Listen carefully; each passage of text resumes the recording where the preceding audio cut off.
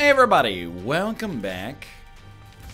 We got a slight, just a little bit of confidence underneath us with 3 wins in a row, and the last one required a little bit of finagling. You know, a little and a little and a little, hey, you gotta turn it your way, you gotta turn it, it won't fit through the stairwell. WCAT BGC X. Or Samson. I didn't know Samson. Well, let me rephrase. I didn't remember Samson started with an 11 fire rate. I will say I have not become jaded already. An 11 fire rate and 3.5 damage is the kind of stats that would make you honestly relatively happy if you got them on an Eden run, or at least you wouldn't be mad. You would be like, hey, it could be worse. And it definitely could be worse. So if I remember correctly, I'm trying to think about what our Samson methodology is. First off, I'm so stoked to have Blue Baby's only friend, which is basically like a damage guarantee.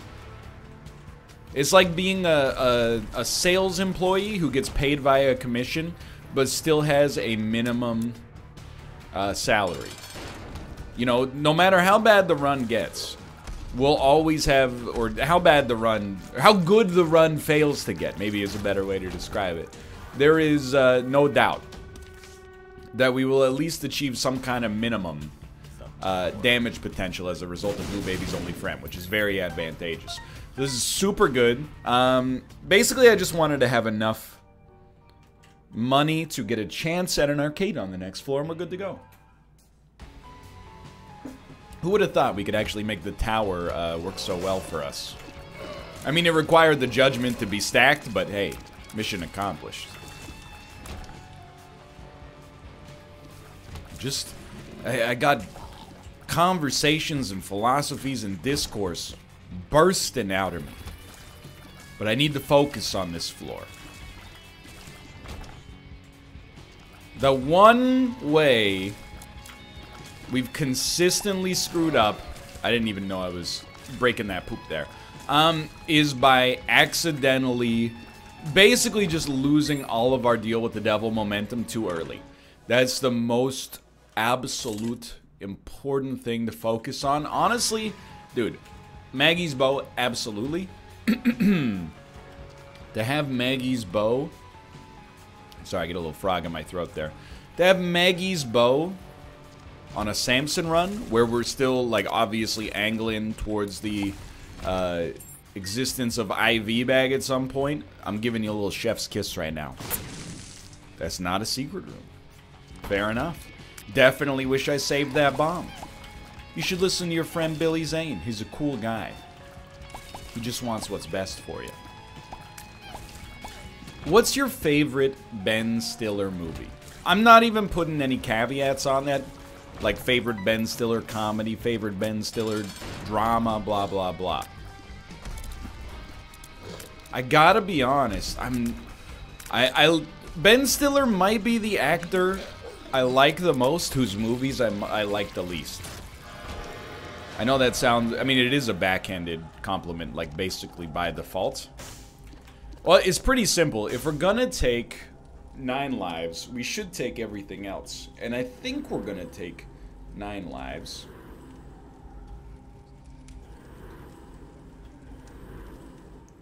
Does leave us in a bit of a strange position, but so like Ben Stiller obviously has some incredibly well-liked movies. You know, the Royal Tenenbaums is probably the, I would say that would probably come pretty close to #1 if you took a list or an aggregate poll. Nate Silver, everybody in the population gets a chance to answer. But what comes after that? That's where The Secret Life of Walter Mitty, aka longboarding in Iceland, can save your life. I don't think so. To me, that still feels like a vestige of a bygone era, if that makes sense. 'Cause, back in the day, Walter Mitty was like, I don't really like my job. Now people are like, hey, shut up, boomer, at least you got one. You know? We've come a long way. So what do you go with? Okay, Happy Gilmore. Probably Adam Sandler's best, you know, Happy Madison production. But he doesn't play a pivotal role in that movie. He says, how about I get you a warm glass of shut the heck up? I will try to double this wave right here. Okay. I mean, spend 5, we go up to 38 cents. Mama Mega will provide us with secret room access. I don't think we want to buy Spirit Hearts yet. Certainly, I think the map is well worth it. I'd rather not buy gift, though. I'd rather just buy something good. I'll pay 3 cents for one of these. Oh, now that's exactly what you want to have happen there. Nah. I'm content carrying a balance to the next floor. I will spend 3 cents on a key. This has been an incredibly good moment for us, by the way. Dude, Black Candle's fantastic, and we'll be moving on. But we actually, you know, if we can get Hive Mind, we definitely should. Back to the... Don't talk to me. Back to the important business at hand. Adam Sandler films. I don't know where you go from there. We've already talked about my opinions on Night of the Museum. Not really a huge fan. Mostly because I've never seen it. Dodgeball? I mean, the thing is... Look, I was 16 in 2004. I saw Dodgeball in theaters. I own it on DVD. I could probably quote like 50% of that movie by memory. I guess we don't actually get any Mama Mega juice here. I think that movie was good, decent to good when it came out.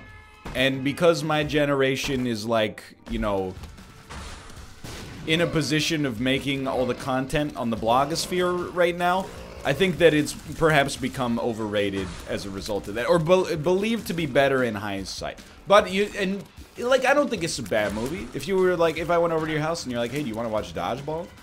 I'd be like, why am I at your house? This is weird. I don't even know who you are. But then I'd be like, sure, to get over the awkwardness, let's watch Dodgeball, an inoffensive movie. That's fun for the whole family, not for the kids, though. So, you know, a dude does get crushed by an incredibly large neon sign, but... So, I don't know. Oh, dude, I'm so dumb. It's obviously Tropic Thunder. Now, Tropic Thunder is a movie. It gets a lot of credit online. But it's all deserved. I've seen Tropic Thunder probably like 6 or 7 times, and that's a great comedy. Anyway, now that I've solved the equation, we got nothing to worry about. I know you might be like Zoolander. Sure, Zoolander's. I mean, I also own that on DVD. Hilariously enough, I don't even need to tell you I own Tropic Thunder on DVD. How did I end up with all these DVDs? I don't know, man. Back in like the year 2002, 2003, I mean, that's not when Tropic Thunder came out, but, you know, you see a movie, you're like, I like it, occasionally you just pick up the DVD, you'd be like, maybe I need to watch the bonus content for this. Nowadays, it seems very foolish, and it was very foolish at the time as well, but now I've got an incredible DVD collection. Did you guys grow up in a house that had bookshelves that were full of VHS tapes? That was like my grandparents' house. Probably had like 100 to 250. I mean, I'm just imagining it in my mind's eye, which is why the spread is so large right now. 100 to 250 VHS movies. How did they get so many? I don't know, man. They had a lot of good stuff. They had a lot of absolutely horrible stuff. I feel like some people are still down with this, but I don't really like owning physical media anymore. I know I'm not alone in this. If anything, I think I'm with the majority. Let's not. It's just not good enough. And let me hydrate a little here. But like, I know people are... You know, there is a conversation for sure that is being had, and it is worth having, about like, well, if you buy your products digitally, then, you know, if that company goes out of business, you might lose access to them. And that sucks. But I will also say that's a price that I think I'm willing to pay for the convenience of not having to own, maintain, and store a physical good. And I mean that, like, sincerely. Let me tell you, like, I didn't bring basically any of my media when I moved to Vancouver. Didn't bring old video games, you know, old systems, etc., etc. And never once have I regretted it. Different people have different opinions on this. Some people are sentimental, nostalgic, blah, blah, blah. Or they foolishly, in my opinion, think that one day their Xbox 360 is going to be worth like $1,500, despite the fact that, you know, there's probably hundreds of thousands of them in landfills across the United States. But anyway, where was I going with this? When I moved here, Kate, she has a big physical media collection. Lots of PS3 games, lots of, you know, even PS2 games, Xbox and Xbox 360 games. She plays them never. Now, it's not technically true. She's played a couple of the PS3 games a few times over the last 4 years or so, but, like, not very frequently. And that's what I always think of when people are like, well, here the digital storefronts are striking again. I'm like, you know, you paid 15 bucks for this game 7 years ago. You beat it and you went, I didn't really like it that much. And now it's being removed from the digital storefront. And you're like, this is a friggin' outrage. It's not about that, NL. It's about the principle of, I bought it, I should be able to keep it. Yeah, but like, I mean, I don't disagree with you. Perfect world scenario, at least. But like, I guess I just question how much it actually affects your quality of life. It's pretty much what it comes down to. I will, you know, if you're like a media archivist, it makes more sense, but I don't know. I guess I can argue for my case without demonizing the opposition. It's a bad habit. But count me as somebody who's well in for the digital revolution and loving it. I buy pretty much everything digital. And I much prefer it that way. Now, that is informed by many things. One of the things it's informed by is the fact that I live in like a small, you know, domicile. But I also, like, I don't know. I don't romanticize the idea of having a large physical video game collection. And I also feel there's some people, they don't consider the negatives of physical media. You know, sure, digital media, you know, it could be taken off a storefront. Physical media has problems as well. You know how much dust I've got stored in my lungs from blowing into Super Nintendo cartridges when I was a kid? It's probably I'm gonna get mesothelioma in my early 40s as a result. Hopefully not. You know how many, like, PlayStation 1 games I put a little bit of toothpaste on because they got scratched? I don't know why it works, by the way, but I guess it smooths out the line so the laser can still read it, but it, you know, just a little bit of toothpaste can go a long way towards getting your disc read, but still. Physical media's got its problems as well.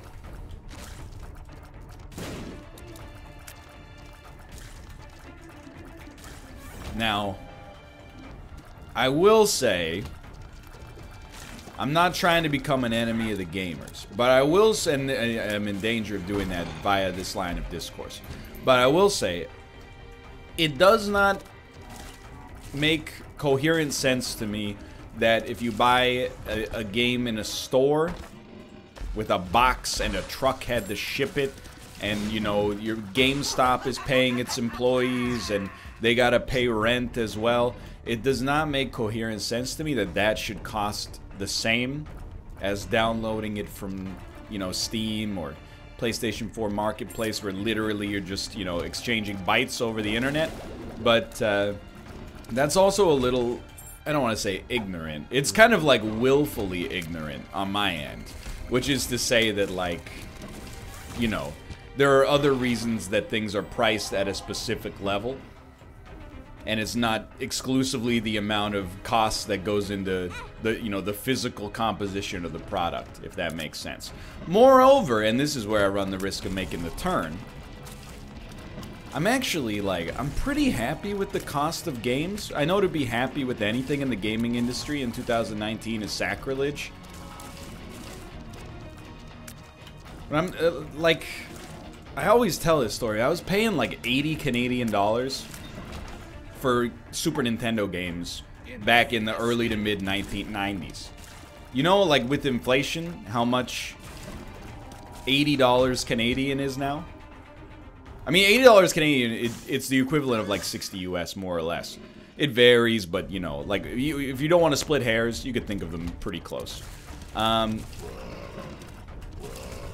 With inflation, that would be like, I don't know, it'd be like 130 bucks. Actually, it'd probably be like, it might actually be closer to like $200 now, because I think with inflation, things, they double like every 9 years or something like that. I don't know, maybe I'm confusing that with a 7% growth via an index fund that tracks the performance of the S&P 500. I can't remember. But regardless, video games have actually been like, you know, their price has been very inelastic. Sorry, no, very inelastic.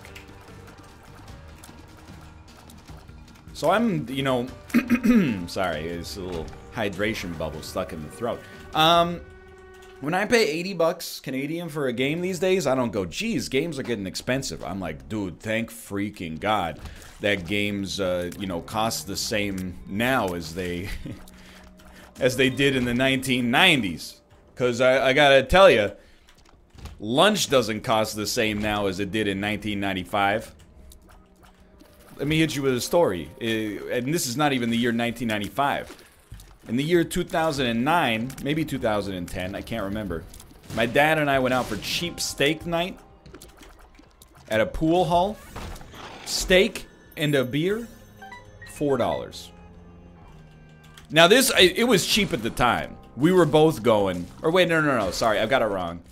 The steak was $4 with the purchase of a beer. But still, you know, the beer was probably like $3.50 on top of that. So for under 10 bucks, you're getting an alcoholic beverage and a steak. You know, the Cadillac of beefs. Now, the cut was clearly not the Cadillac of beefs, but back then, we were still like, this is insanely cheap, and it's obviously a loss leader. But if I saw a $4 steak Canadian on a menu now, I would, like, call the health department. I would call somebody, because something's gone wrong. Is that supposed to say $14? Is that supposed to say $40? I don't know. Now, where do they get you? Well, I guess they get you on microtransactions, loot boxes, etc., etc. But they don't, I mean, it sounds very dismissive, but like they don't have to get you there. You could just buy the game and then not buy any of the other stuff and, you know, miss out on an alternate outfit for Yuffie, but like, that's really, it's not really my business. It's more your business, to be honest. Okay, we're on Dank Depths 2. No arcades, which is a devastating realization, but it is what it is. And, you know, statistically, I think that helps out a lot, but we're in a pretty darn good spot right now. Oh, no, there is an arcade. It's literally right there, dummy. Anyway, all I'm saying is don't complain about the price of video games unless you're in my shoes. What are my shoes? I paid $110 for Star Wars Shadows of the Empire. No blood bank. Womp womp. It's a different era, dude. Now, I mean, there's other things. There's counterpoints. Let me rephrase as well. I don't know if it's more expensive to make games now, or, you know, where they have incredible cinematic quality, Hollywood actors, you know, teams of 200 people making them, blah, blah, blah. Or if it's more expensive back in the day. But it is theoretically cheaper on some aspects now. You know, the licensing fees for engines You know, well, let me put it this way. You don't have to build your own freaking engine. I don't know. That's pretty much the amount of knowledge I have on that now exhausted. I don't know if it's... I mean, you'd have to talk to somebody on the AAA side of things.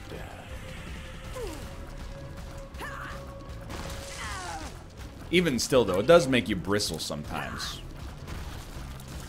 Like when you're...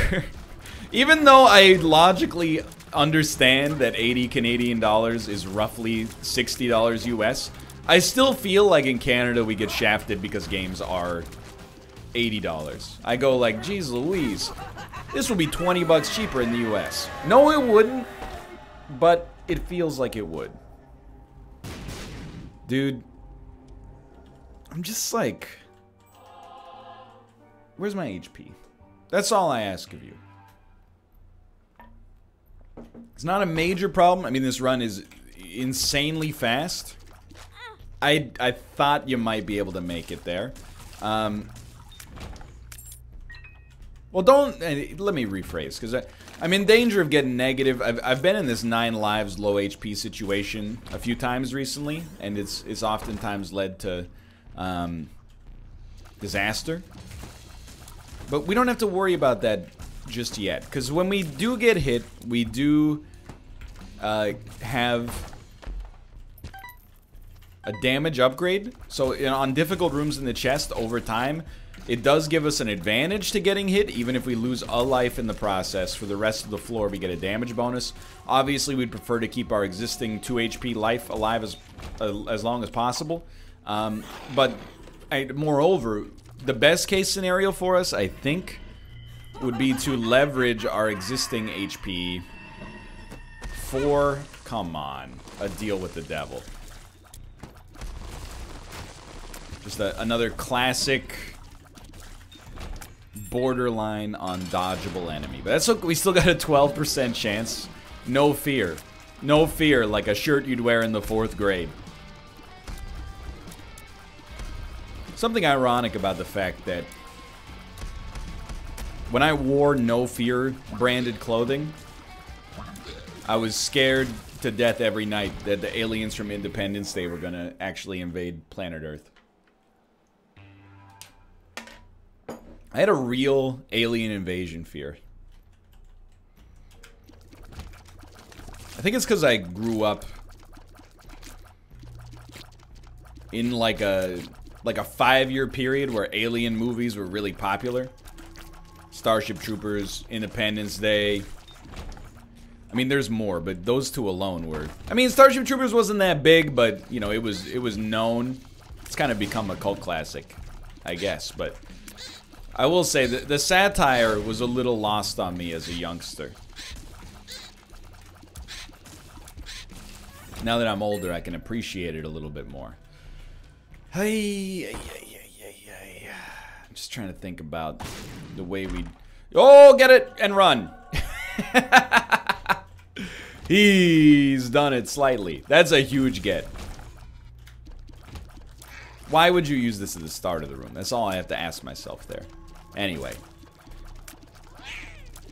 Actually, you know what? Mars Attacks also. That alien bites Martin Short's finger off. It bothered me for months, dude. I was like, I don't want a hot alien to bite my finger off. It still blows my mind when I think, like, Mars Attacks, I'm just gonna tell you, I think that movie kind of sucks, okay? I get what Tim Burton's going for, and I know that some people like the movie. I don't think it's well-liked, but I know some people like the movie. You're free to like it. We can disagree on a, you know, piece of media from 1997. But I still can't believe, whether you think that movie's decent or whether you think that movie is garbage, how the heck did they get Jack Nicholson to play the President of the United States in Mars Attacks? No!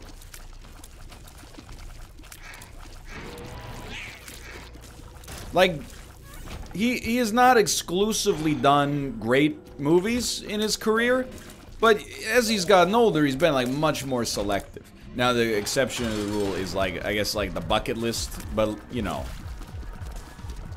I read an interview with Angelica Houston, where, you know, she was like, I don't think Jack Nicholson acts that much anymore, because there's not that many roles for, like, an 83-year-old man in Hollywood. And I was like, you know what, that makes sense.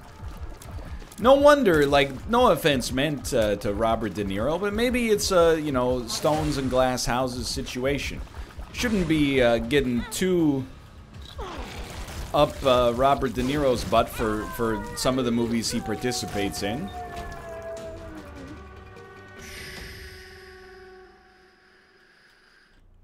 You know, my man he's aged, you know, and he's past, like, dad age. I think we're just gonna gun it here. He's in like grandfather to great grandfather age. I don't think there's that many great grandfather roles out there in Hollywood. So what's he supposed to do, you know? I know he's in The Irishman, but, you know, I guess you can't just wait until Martin Scorsese comes along. You got to do something in the other time, right? Maybe he just loves working. But still, like, Mars Attacks?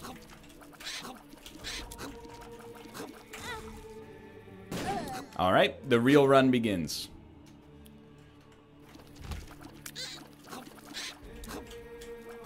New goal. Jeez.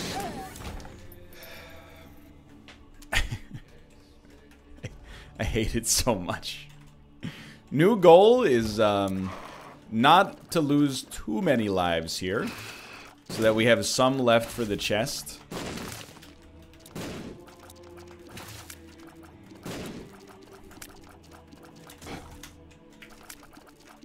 Just one of those situations, you know, you pick up 9 lives, and you think to yourself, what are the odds that for the 6th time in a row, after picking up this item, we're gonna find ourselves, you know, in tight enough to possibly die? You think, like, there's no conceivable way it could happen again, and yet here we are. And I mean, I gotta take ownership for my own role in it, but I'm also, like, just genuinely, like, how did it happen? Like, where did it fall apart here? Why does it seem like we have to play absolutely perfectly just to complete a room at this point? Is it a mental block? Is it bad variance? Is it, you know, the... No, get around it. Oh, that freaking ooze, dude! My lord. Like, how does it happen? You know what I mean? Oh, this room finally got actually completed. That one is relatively on me. For sure. Okay, I mean, we're at 11 damage. Should be very conceivable to make it through the rest of these rooms. No! Okay. This is a deep breath situation. You got stuck on the rocks. Hey, man, life goes on. Now we know where the secret room is. I don't mind fighting Super Greed. Probably should be using our own tears a little bit more than Blue Baby's only friend. Honestly, might want to consider popping One Makes You Small. Normally, I look at it as if it's basically just one of those palette swap pills, but, you know, anything that minimizes our hitbox footprint at this point might be worth its weight in gold. And you know what? Instead of being negative, let's relish the opportunity we have before us to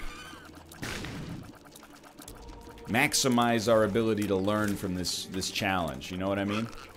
It's a great room for a little Book of Shadows here, or Book of the Dead. Don't blow up! Thank you. Okay. Certainly a case to be made that maybe instead of taking this stuff right away, the Spirit Heart and the Demon Heart, you wait it out for a minute, and then make sure you take them into the next floor. But honestly, I don't take the Isaac fight for granted.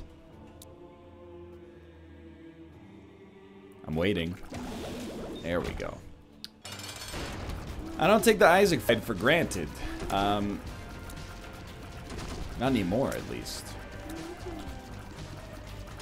So I wouldn't say we got lucky at all.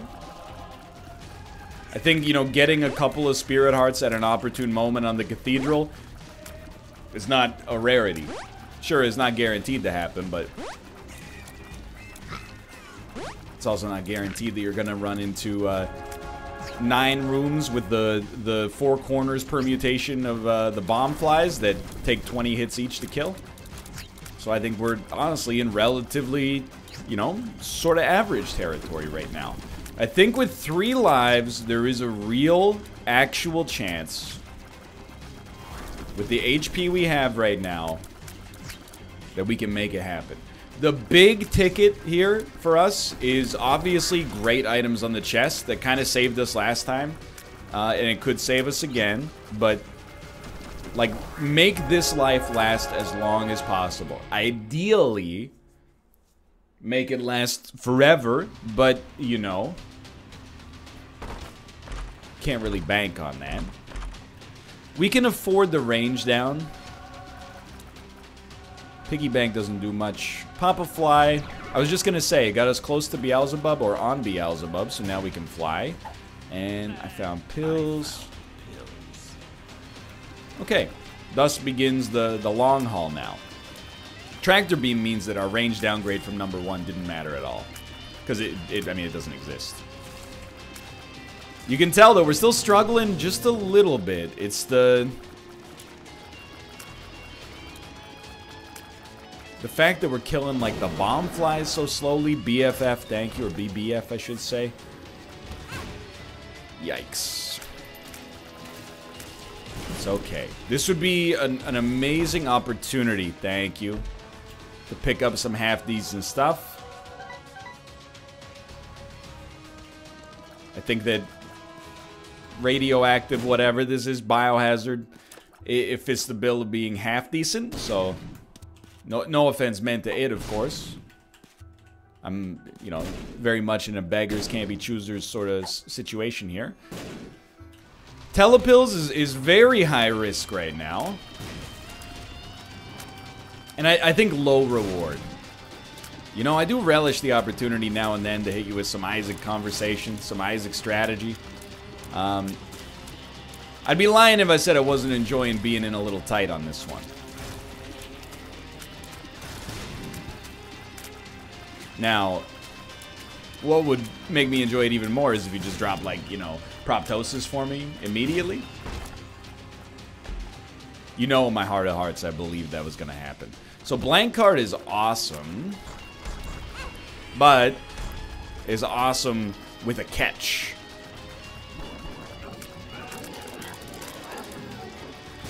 Thank God BFF is taken care of temporarily, at least. Don't jump, don't jump. I just need one of you to be killed. Oh God, that was close. Once one of them's gone,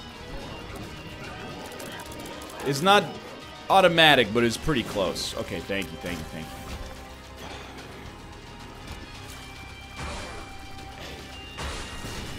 Oh my word. Thank God we can fly is all I'm gonna say. No, did you, he buried the lead. Did you see how small that shot was? It had no height on it. This is the most incredible snipe I've seen in Pestilence's entire history. It's like I had so much space around me to do something, and my man was like, nah, I'm just gonna drop a grenade like right in front of you. Now, the most valuable item that could get dropped here, within reason, is a single Spirit Heart. Will go a long, long way. Just hoping BBF doesn't spawn right next to me, and it didn't. Okay, big thing here. Stay out of BBF's way.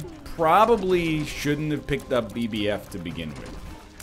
I hate to say it. It's a sometimes item. It's definitely not a never item. But it's a sometimes item, and I think on this run, we didn't need it.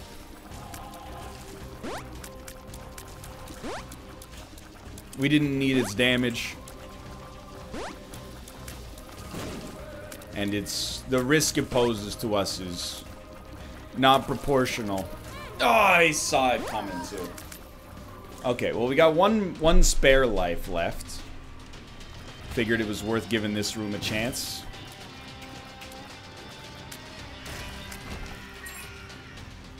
I'll do a number of tiny rooms here. Yo, this would be a great chance. Just be smart. Try to kill Gluttony last. This, oh my word. It's a little out of our hands with BBF. Just don't hit Gluttony again. Yet, please. Really? Like... Oh my god. No, it didn't do anything for us, but still. The fact that we made it work is very surprising. Easily could have been killed just by walking into this room. We're not begging for, you know, the best item in game history. We're begging for like literally just about anything. Almost got killed immediately again. Even some bombs is like pretty good.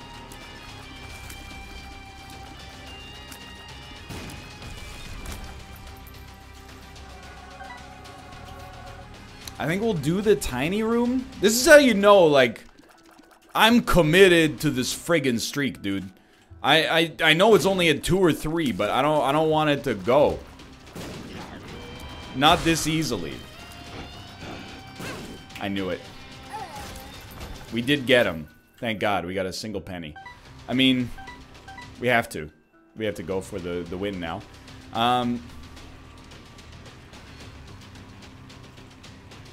I don't know, man. Like, I really feel like I've been giving this game my all lately. And, you know, as Marge Simpson said, nobody's nerfing. But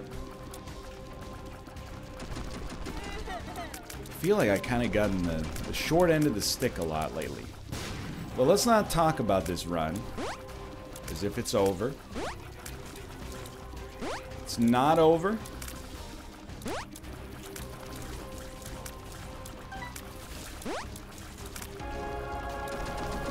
It's further than we made it last time. Honestly, I'm just hoping this guy doesn't teleport near me and BFF simultaneously.